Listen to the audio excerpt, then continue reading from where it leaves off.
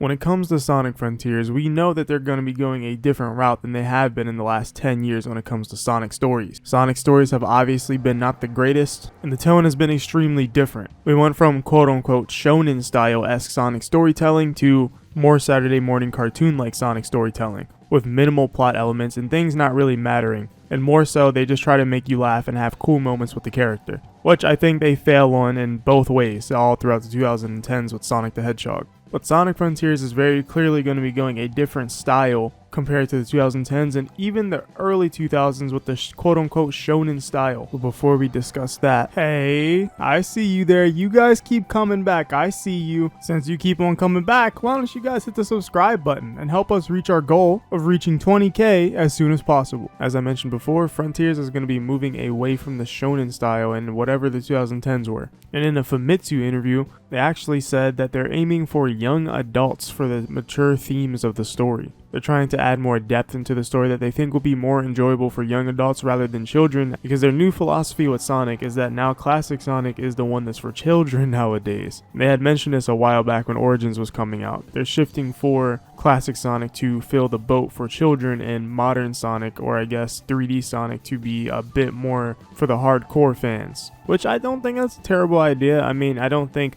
the classic games being aimed at children really affects them in any way, shape, or form, as they already kind of are aimed at children, even though the design of them is not very, I think, child friendly, because some of those classic games are hard as kids. They're really hard, and they're so well designed that like anybody any age can enjoy Sonic 3 and Knuckles or Sonic Mania, Sonic 2. Those games are just so well designed that anybody at any age can enjoy them. But I don't think that really changes the philosophy of how they make those games, because there's no voice acting, there's no real style that you have to show off in the same way as you do with 3D Sonic. But this type of genre is called seinen.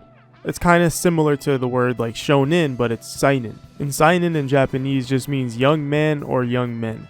And honestly, it does sound a little odd to have a seinen genre for specifically Sonic, as Sonic has really been child friendly and shonen-like at times, where you would think it's a lot more paced for that kind of thing, but it just seems like they want to switch it up for once. Now, in what ways do I think that this game will be a seinen type of game? Well, for one, I think it's a very atmospheric game, and I think it's taking a slower approach to the style of Sonic, and that alone I think is enough to have a more mature and mysterious vibe to it. They want you to take this world seriously, it feels like in Sonic Frontiers. I haven't seen a lot of goofiness in this game, if I'm being quite honest. The goofiest thing I've seen in this entire game is the spring enemy. Most of the enemy designs aren't really goofy, they're kind of like sinister-ish. Sinister like robots in a way. Even with games like Sonic Adventure 2 even has some goofiness to them. You hit some of the enemies and animals come out of them.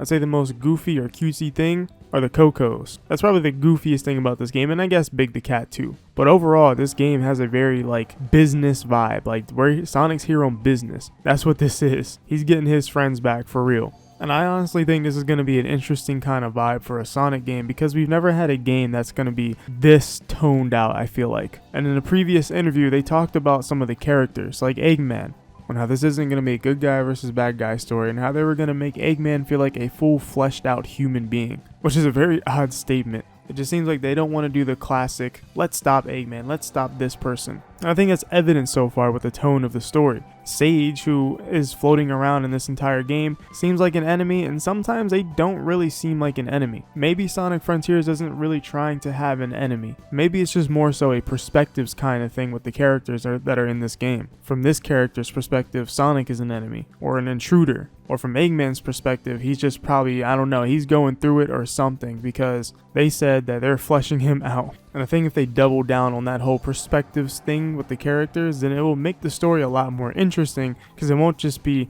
I'm Sage and I'm a villain. It's kind of like Infinite. Infinite is the perfect example of a villain that just shows up for no reason to be a villain. Shadow cooked him and he said, yo, this is not it. I'm a villain now because I got cooked. That's like you get beat up one time at school and then you decide to become a villain.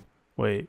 But overall, I think this is going to be an improvement when it comes to that kind of thing if they actually execute it correctly. Overall, I'm very interested in the tone of Frontiers, and I hope if it actually lands with everybody, that they keep going with the tone like this. To me personally, so far with a lot of the cutscenes we've seen, it seems to fit Sonic pretty well, and I think this is gonna work. I personally believe that the tone of Sonic Frontiers is gonna work. But what do you guys think in the comments below? Are you guys interested in the tone and how they're maturing the story a bit more than previous games, or do you want it to be a different way? But that's gonna be it for today. Make sure you like the video if you enjoyed the video, and subscribe if you're new here, and like always, I'll see you in the next one. Well, whatever happens, happens.